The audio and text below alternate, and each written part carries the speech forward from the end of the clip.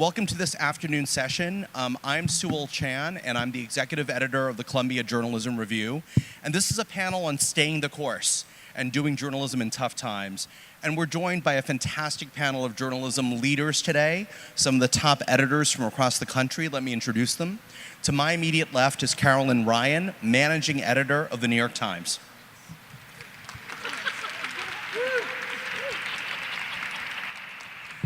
Arlyn Gajilan is the global editor for AI development and integration at Reuters. And last but not least, Marcus Mabry is senior vice president for digital, editorial, and programming at CNN. Are our mics working? So thank you all for joining us. And I'd like to start with a really broad question. What does staying the course mean to you right now at this moment in journalism? And just to set the stage a little bit, right? You all know that journalism is in the news these days. The new administration has been taking some aggressive moves. Just to give some examples that we've written about in Columbia Journalism Review, the Associated Press has been banned from some White House briefings because they won't use the term Gulf of America. The White House Press Pool, which is a kind of self-organized group of correspondents who cover the president, like on nights and weekends and when he's traveling. The White House wants control over who's in that pool. At the Pentagon, at the Defense Department, they've told some news organizations, you've got to abandon your seats, your desks, and give them up to new media that's seen as more favorable to the administration. And this is just the tip of the iceberg. Can I add one more, which I just found out about yesterday, which I found pretty striking.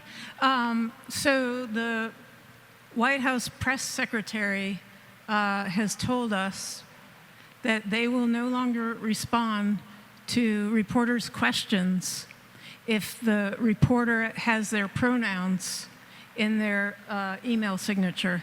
Wow. And, you know, this was news to me, but is fairly unprecedented and fairly sweeping. What happened to freedom of speech? Yeah. That's next panel that we're doing.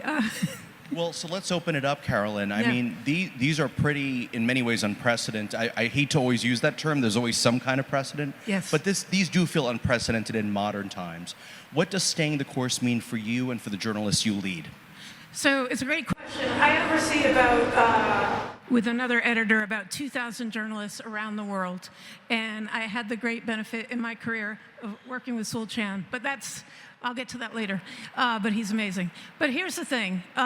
If you do one thing cinematically, I know your generation doesn't go to the movies, but there's a great movie out right now called I'm Still Here.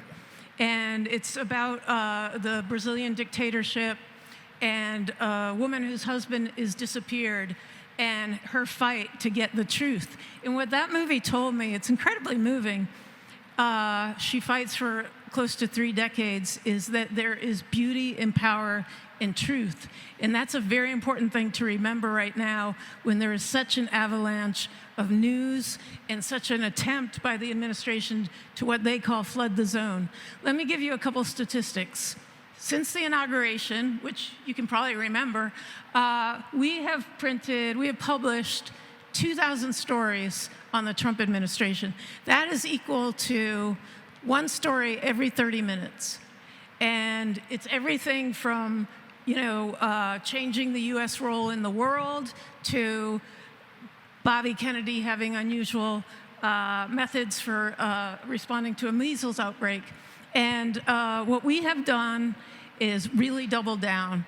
And I think part of the strategy is to throw everybody off course, and we're determined not to be thrown off course. So in Washington alone, we've added about 20 people. We've added an investigative team focused on the federal agencies, the federal workers who, right now are going through something that we've never seen before. We're beefing up our federal courts and Supreme Court team because they're obviously going to be such a critical part in these constitutional conflicts. And then, we are really attending to people's stamina,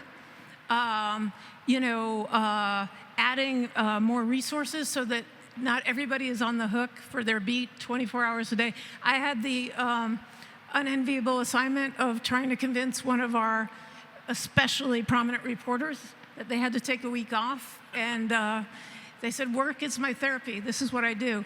But you really have to, if we're going to go at least for 2 years until the midterms at this pace, you need more people, you need more muscle, you need energy, you need editors, and you need a real sense of mission. And I think the Times has like a really profound sense of what it means to meet this moment.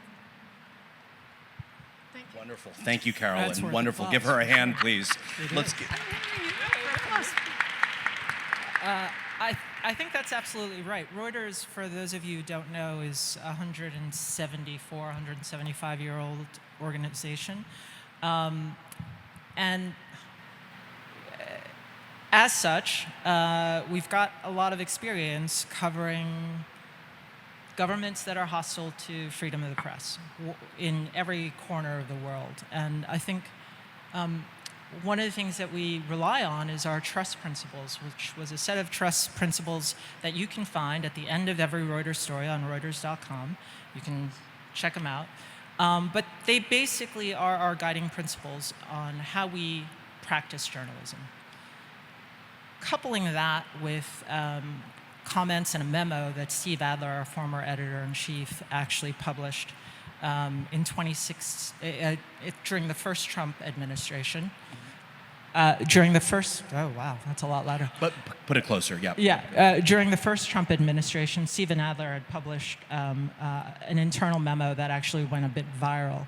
I'll spare you all the details, but the highlights are that we are watchdogs, not warriors, meaning that our job is not necessarily to support or take down an administration, it's to cover them and hold those governments accountable. And then facts. Facts do matter. So we double down on the parts of the trust principles that talk about how we practice journalism and make sure that we are factual, verified, don't use adjectives unnecessarily, and let the facts really speak for themselves, which is core, right? It sounds easy, but it is, or sounds basic, but it is not easy, especially when governments, as Carolyn just mentioned, are finding new ways to impede freedom of the press. The other thing that you actually brought up was you need people to practice journalism, and you need people who are well to practice journalism, mentally, physically, et cetera. This is a very demanding time. So the other piece that we're really hyper-focused on is peer support. We have a peer support network that we've had for many years, but now helping to kind of reinforce the training that they've been provided. So this is psychological peer support around the world, because the reporting teams that are impacted by the events that we've just talked about are global. It's not just US reporters, it's reporters in other parts of the world that are also feeling the effects of this. And also doubling down on how we handle digital hygiene for our reporters to make sure that they're protected around doxing and other issues. So it's a holistic approach that harkens back and reinforces the core principles that enabled us to last 75 years. Thank you, Arlyn. Wonderful. So I assume you all have heard of CNN. We're not 175, whatever, we're like 40. Younger than me. You look good. Thank you. I'm going to talk about staying the course, both for us and what we do every day, 24/7, 365, and also for you, staying the course, and also about where we can't stay the course. So as far as staying the course for us, it's kind of the fundamentals that these phenomenal pioneering journalists, I should add, right, who went before me just said. So proud of both of you guys. You make such a difference every day, so thank you for millions of users and viewers and readers, so thank you. So I'm really honored to be here with this esteemed group. And Sewell also is a real pioneer. Look him up, he's an amazing stuff. So at CNN, and I represent CNN Digital, so our digital platforms, which is our largest audience in the world. If you know CNN, you do, and the world does, it's because of television, because we are a pioneer in television. However, our largest audience is not on a television. It's on the digital platforms that our digital programming team distributes around the world. And we are, as far as the size of that audience, we're the largest of the news publishers in that audience, larger than my esteemed guest here, my esteemed colleagues. So in that realm, There's going to be a fight. I highly recommend downloading the apps for Reuters, the New York Times, and CNN. Absolutely. I have them all. And then you can vote. No. So it is, we have a great deal of fun doing what we do. We're staying the course at CNN and in our business because of the fundamentals that they've laid out, which is we report facts. If there is opinion, and some of us have opinion, we no longer have opinion at CNN as a standalone department. We report the facts. If it's opinion, we label it as opinion. When we make mistakes, and we do make mistakes because we're human, we print corrections very clearly. We own those corrections. We ask for our audiences to let us know when we've made a mistake. It's who, why, what, when, where, how, just as it's been for centuries. That hasn't changed. And in an ocean of misinformation and disinformation, where unfortunately many of us at the dawn of different technologies, we thought technology was going to be our savior. It's going to do everything and liberate billions of people around the planet, literally. And it has done that, but it's also allowed things we didn't anticipate, like misinformation, disinformation, to give us a run for our money every day and every second. It's particularly hard when the president engages in it, obviously the most powerful person on the planet, and then his mate, the richest person on the planet. And that's a hell of a combination, right? Talk about unprecedented, that the world hasn't faced before, that doesn't stick to norms or what is widely regarded as truth. Those of us who've covered politics, we're used to politicians stating the truth and having their point of view and coming from slanted directions all the time. That's not what we're seeing now. This is something quite different. And unfortunately, the technology that so many of us perhaps naively had faith in, doing the right thing. Well, technology is only good as the humans that use it. Technology has also, unfortunately, furthered the power of misinformation, disinformation, and then some really dark things that can come out of that. Where we stay the course, though, is by staying true to our values and what we believe in, and working that much harder to get it right, and to get the right information out there and help people understand even the misinformation, disinformation, where did it come from? What's it based upon? What is the other side legitimately of an issue versus the disinformation or misinformation that may be gaining ground? So we do that all the time, and it is an endless job, and sometimes a thankless job, sometimes even a dangerous job, which wasn't the case when we got into this business, but increasingly can be now. So it's another thing we have to deal with in journalism. So I'm so happy you guys are concentrating on health. It's really important. The other stay the course I want you all to do is to stick with learning those fundamentals. As a reporter or an editor or a producer or a designer or a coder, you will be more powerful if you have the basics of how do I get a story, how do I get Amen. it right, Amen. than in any other background. So keep doing that, stay that course. And then where I think we all need to change course is to meet the moment. So it's an unprecedented moment. We do have, again, technology. There's hope in technology. We have the technology to deliver, to distribute our information in ways that are more engrossing, more interesting, more fascinating than ever before. And it's upon us to figure out the creativity to do that in a way that's accurate and more engrossing and engaging for our audiences. Amazing journalism that doesn't connect with audiences is kind of useless. So rather than complain about it, and I know some folks who rail about, but I have a great tech story, they should just read it. Okay, they should, but not everyone does all the time. So how do we reach all audiences to inform them, to protect our democracy, and empower the population rather than complain about it? So that's where we have to change course. Lots to discuss here, but I want to focus on values for a moment. Arlyn, you talked about we're watchdogs, not warriors. Now, there's an editor, Martin Barron, who used to edit the Washington Post, and he said... And the Boston Globe. And the Boston Globe and the Miami Herald. And Marty said during the first Trump administration, we're not at war, we're at work. In other words, we're not the opposition. We're not a political party. We're trying to do our jobs covering things. How do we do that when we may have our own feelings, our own opinions, our own beliefs about the world? These are students. You cover schools that you're a part of. You write about issues that affect you as a student. How do we as journalists and as reporters, how are we able to rigorously document and observe and chronicle things, even if we may have our own beliefs or feelings about them? Go ahead. Can I jump in? Yeah. That's a really great question. Part of it, I think, is to understand that you come to your job with your own interests, biases, and really do that work of introspection to understand what's driving you to investigate a particular story, a particular angle, a particular thread. And if I may, I'm going to connect a couple of dots. And Carolyn made an entertainment recommendation earlier, so I want to throw in my own.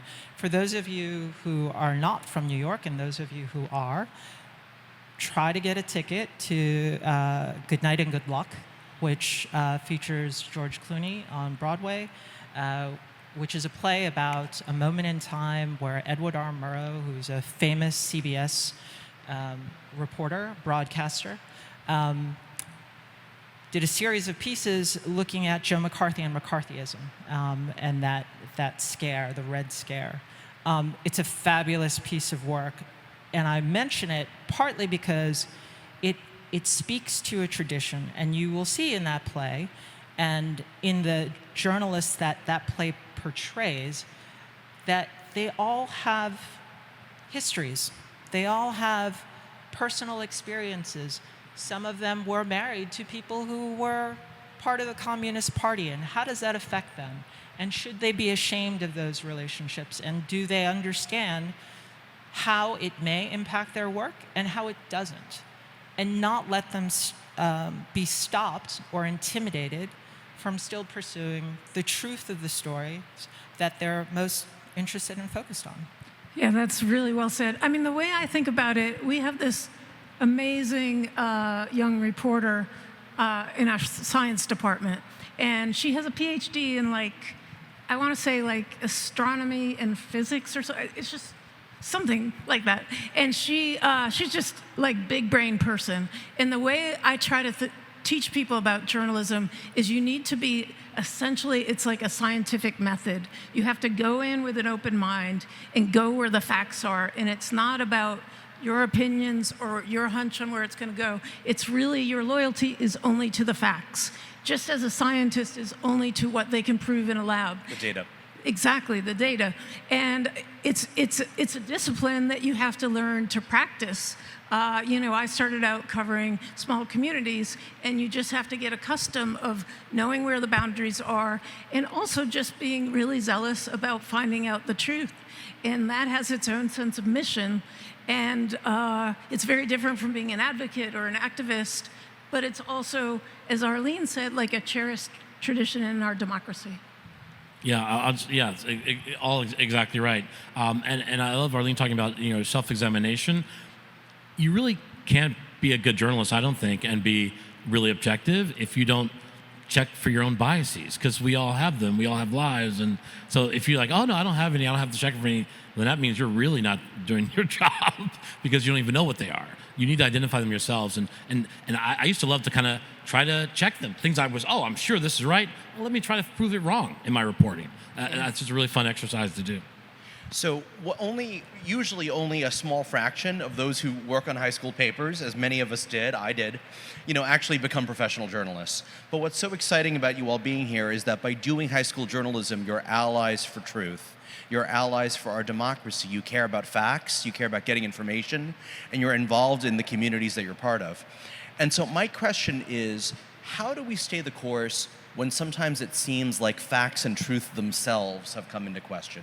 Websites are being taken down. Everyone has their own version of events. How do you sort out what's true and what's fake when there's a blizzard of some might call it misinformation, some might call it alternative facts? There's a lot of stuff now coming from AI. It used to be just a few years ago, you search AI, you get a list of links. Now you get an auto-generated body of text that may or may not be fully true. How do we as journalists deal with that? It's such a good question. I feel like, and you can call me a naive optimist, that the truth will always win. And the truth is your friend.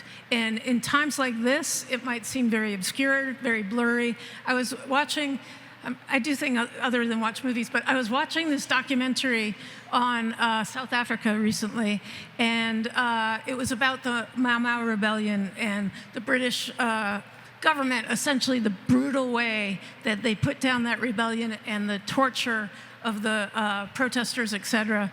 And they hid it. They covered it up. They went back to Britain. They left Kenya, and people kept trying to get those documents and find out the truth. And it took 25 years, but now the world knows the truth. Now, when we think about the Mau Mau rebellion and the history of Kenya and Britain, we have a different lens on it. So I have a fundamental personal belief that the truth will always win. And I keep it, and I stay optimistic, even when there are all kinds of assaults on the truth. The other part to remember, again, especially since I've been at Reuters now 13 years, and it's the oldest place I've ever worked. As I said, it's 174 years old. Marcus and I used to work at Newsweek together back in the day, and I've certainly worked for other publications that are much short-lived. But the experience has shown me that the arc of history is rather long, and that as much as we love breaking news and being on deadline and that immediacy, the impact of our work is not always felt immediately. It takes years, a generation or two, but the progress is made by every story, every paragraph, every story, every package, every special report. But it will take time, but it's important to keep that in mind and understand how that plays out. Since I want to talk a little bit about the new technologies and platforms that people are using to get the news, there's just a remarkable change in how many young people get their news now from TikTok. I noticed that the New York Times and I believe CNN, or I think Reuters as well, are using more vertical video. You're putting your journalists out there more to kind of explain the news. Tell us a little bit about why you're doing that. It was really interesting. Is this public or is this I don't know. Chatham House rules? No, it's not Chatham House rules. Maybe about 15 years ago, we did market research for the New York Times, and we were kind of wondering, it sounds goofy now, why aren't young people into the New York Times? And it turned out that they saw the New York Times as very distant, very cold, kind of wealthy and institutional. And people don't, as you know, trust institutions. What they trust are people. And so what we've tried to do through the daily, through the vertical videos, which get millions of views sometimes, is put a reporter who can explain something to you, who can talk about their reporting directly to you in a very accessible way, and kind of bring you inside the reporting process, because it builds trust. And it's not like the voice of God telling you, what's happening in Washington. It's a real person who is talking to people and giving you their best analysis. Sewell, I'm sure you've seen Mark Thompson, who is the CEO of CNN and was previously the CEO of the New York Times before that, and the general secretary of the BBC before that. It's not general secretary, it's general manager? What Director is it? General. Yeah, Director General. Look at Sewell knows. Did you aspire to that job? He just knows everything. That's true. It's true. Mark has said that the future of CNN, as we transform to be a more, even more visual and vital place, is video and talent first. And talent is TV language, of course, legacy TV language for the reporters, for people, for the faces for Anderson Cooper, for Jake Tapper, the faces There'll be more and more of that vertical video across CNN, across platforms, both on CNN's own platforms and off platform as well, in the social feeds, etc. We have a phenomenal TikTok channel now, which is really fun to engage with. I have two 15-year-olds at home. I don't know if they will ever be if they'll ever come to a site that's called CNN. Ever. I don't think they see the point of that. Or the New York Times, why would I do that? I get my feeds give me a lot more than that, a lot more perspectives, and they value different perspectives a lot, whatever their own perspective. And I think there's real value in that. And I hope that will help this generation to win out because they do care about truth. They just have to sort through all the different perspectives to find it. But I do think that power of video That's one of the reasons I came to CNN from. I was at the Times for 8 years, and I've been at CNN for 8.5. And in between, I was at a little company called Twitter 9 years ago, which was phenomenal. It was and good different. back then. And I went there because Twitter was about catching audiences with visual, arresting, live coverage. And that's kind of like what CNN's future is too. CNN's superpower is in breaking news and the fact that we cannot take you around the world pretty much anywhere, like almost on a moment's notice. We can get a live signal and take you from where you are sitting to anywhere on the planet, or sometimes off the planet even. And that's really, really powerful. So that video has a real ability to do that.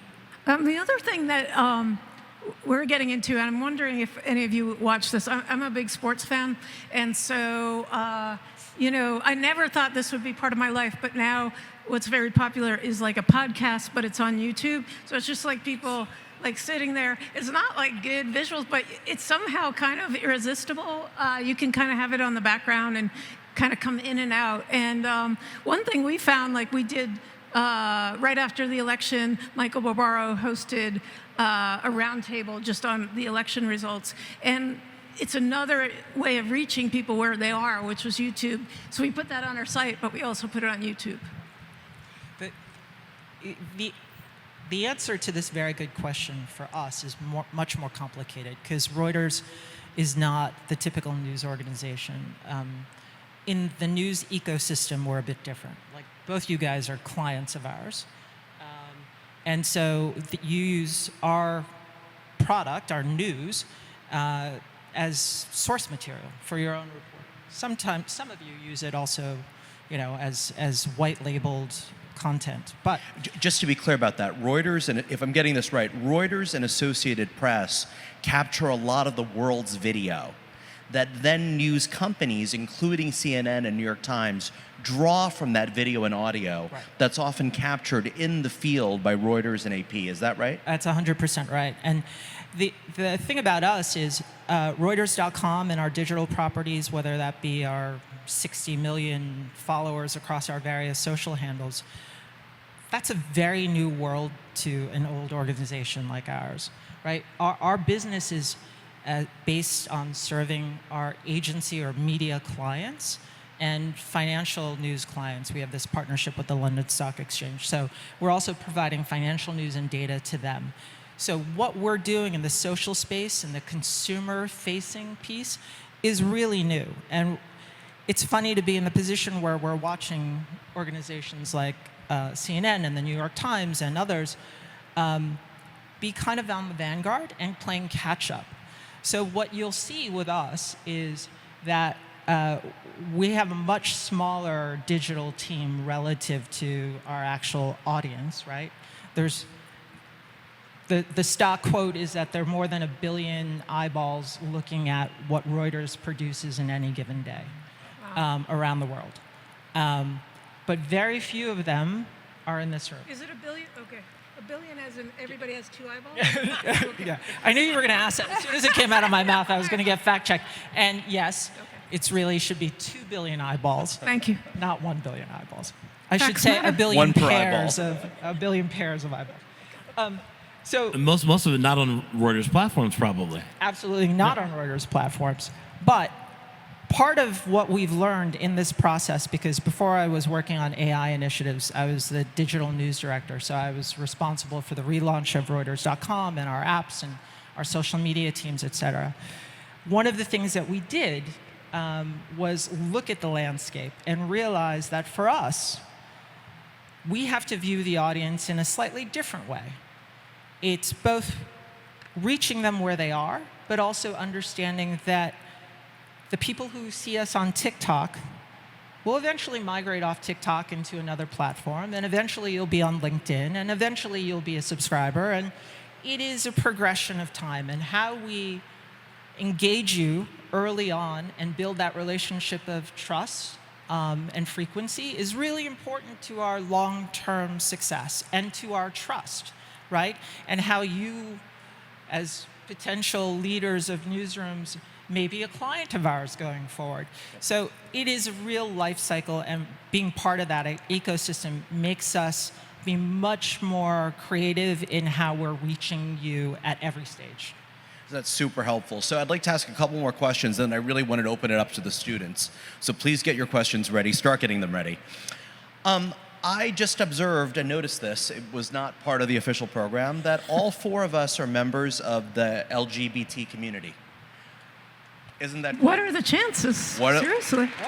What are the chances? Now, I don't know about you, but when I was starting out my career, the thought that I'd be a leader in this field, not just a member of this field, the thought that I'd be on another panel with other leaders of the LGBT community that would be on this panel together would have seemed really cool and not something that I might have expected. And so my question is not just about that identity, but how has your background, your life experience, wherever you grew up from or your identity, how has that shaped the kind of journalist that you've become? That's a great question. And I'm glad you observed that. I didn't even think of it. So I grew up in a very Irish Catholic area of Massachusetts. Gay, a little bit nerdy, shocking. But also into sports. Into sports, yeah. I went to work at community newspapers. And at the time, it was very unusual for anybody to be out as gay or lesbian. And I remember at one point, they were having a blood drive, and we were all of my peers, we were 21 years old, covering small towns. We had this editor who was this beloved figure who basically held our career in his hands. And he said something offensive when there was a blood drive about men who have sex with men. And I remember one of my colleagues, again, like very young, very timid, going up to him in a real demonstration of bravery and said, he had sent this by email, "I got your note, and I really didn't think that was funny." And he wasn't out as gay or anything, and there was that experience, and then my experience in DC as a waitress briefly, where there were a lot of racial tensions on the staff and people who would not wait on black customers. It was terrible. But anyway, I always told myself that if I ever was in position of leadership, that I would use that in a way to include people, to make people feel welcome, to create the conditions where everyone felt like they could do their best work, that they could soar in journalism. So I would say that was a very formative experience, and we're really of the generation that has seen that change. And I want to note that Carolyn has opened the doors for literally hundreds of journalists to join the New York Times over the last half dozen years. Thank you. And it's really one of the most diverse news teams anywhere in the world and the most diverse in its history. So kudos. Thank you. Arlyn. So I'm not going to get too psychoanalytic about this, but I came up in the ACT UP AIDS Queer Nation era. My first job in journalism was at an alternative newspaper. I don't even know if you guys know what that means still, but Google The Village Voice and others in that world. But that was my first gig in San Francisco. So there was a sense that you could be a journalist, but you'd have to be in that alternative space. The people who worked at mainstream daily papers, that was a whole nother world that you could not be part of, was my feeling. Wow. Around that time, when I lived in San Francisco, straight out of college, the Lesbian and Gay Journalists Association, now it's called NLGJA, had their first meeting, their first convention, which as a young reporter at the San Francisco Bay Guardian, I went to both cover it and also just like be awed by the people in the room. The conversation at that first convention was about outing. Michelangelo Signorelli was there. So this was the question of, should the media report on the sexual orientation of someone who's not public about it?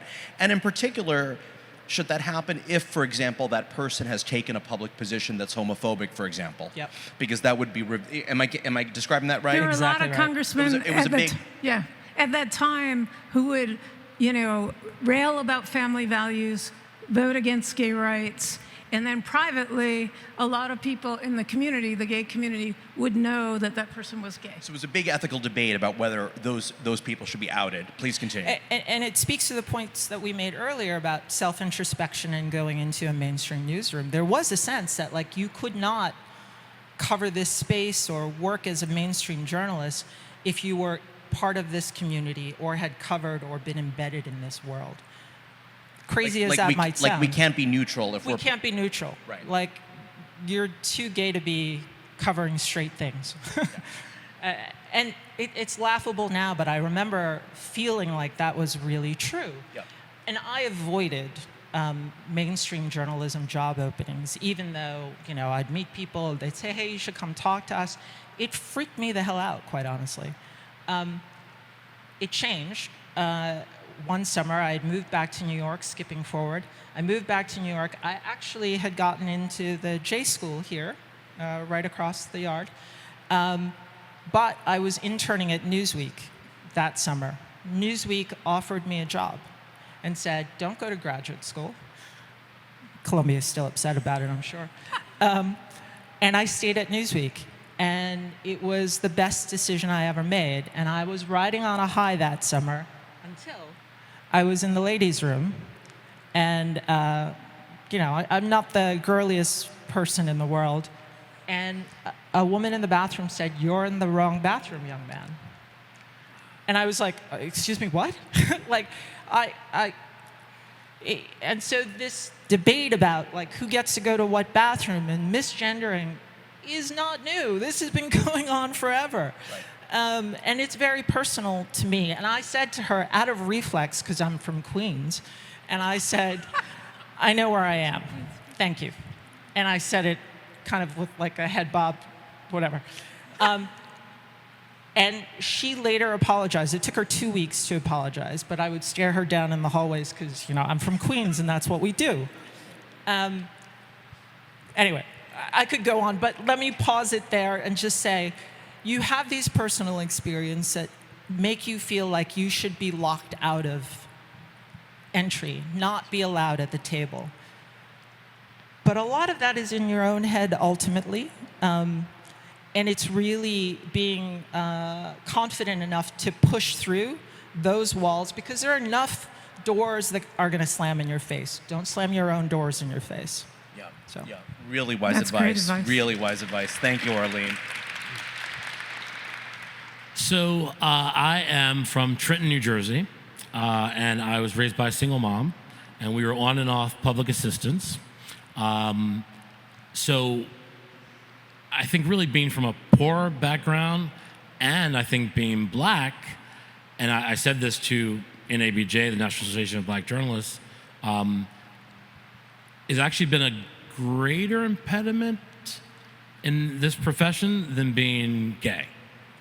And what I said to the NABJ was, I'm the co-founder of the LGBTQ task force at NABJ, and that was like 15 years ago or so. And I did that. I said to the black journalists, I was like, there are more gay journalists who are in positions of power in the organization I'm at than there are black journalists. So, you need to really find the black journalists who are also LGBTQ, because we're here, and you need to acknowledge that and use it as a strength. I think being from the margins and being from Trenton, black, poor, queer, none of those things recommend, you'll be sitting, as I did in my past, around the table at the New York Times, deciding what the world is going to read in the New York Times, the bloody New York Times.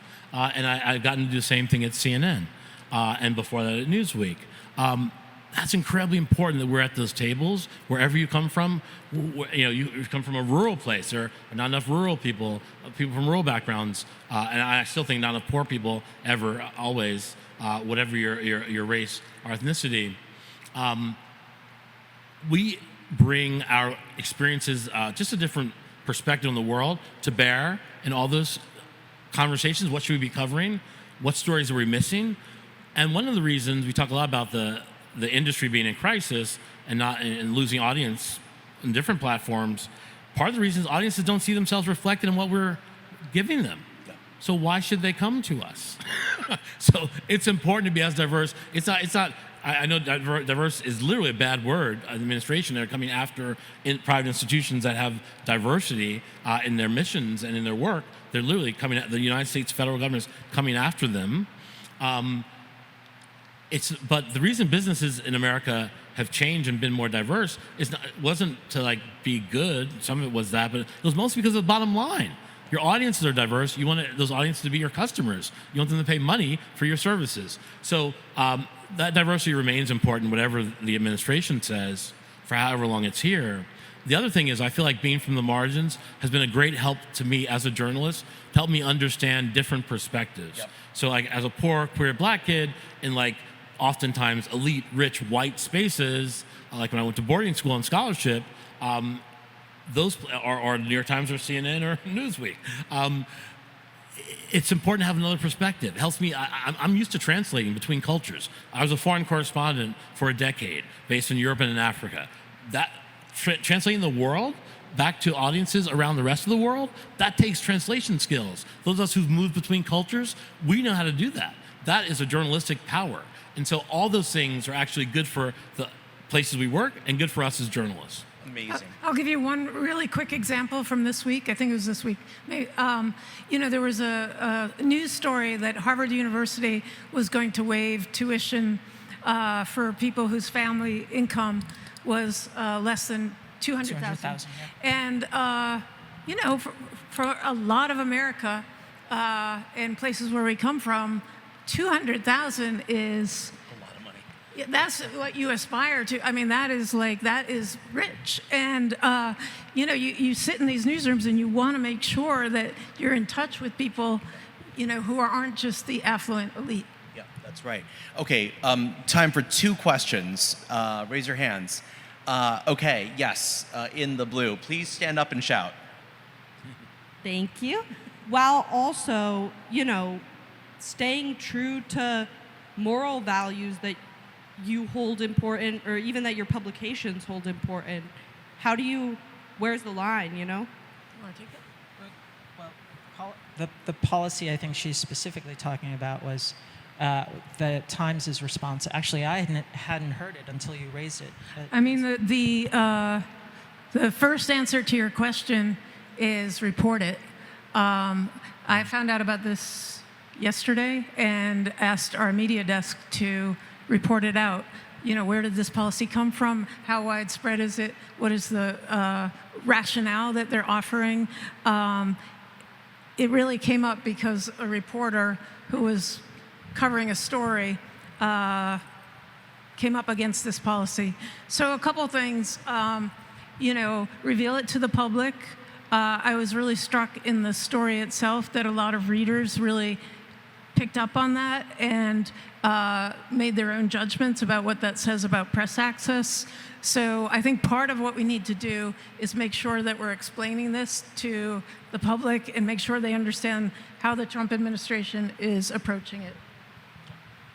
I think that's exactly the right response. And, on a personal level, if you're covering someone who is intentionally misgendering you or targeting you for any other kind of identity that you might ascribe to, belong to, value, is keeping who you are. Like how do you not be who you are, right? Like there's no. My solution to that is not to wear makeup, change my hair, and wear different clothes, right? My response to that is I'm going to repeat my question and I'm going to keep asking you the same thing until I get a response. And I think that's just kind of what you have to do. I love your quote, "I know where I am." I love that. That's deep on a number of levels, very relevant. One final question. Yes, young man in the front.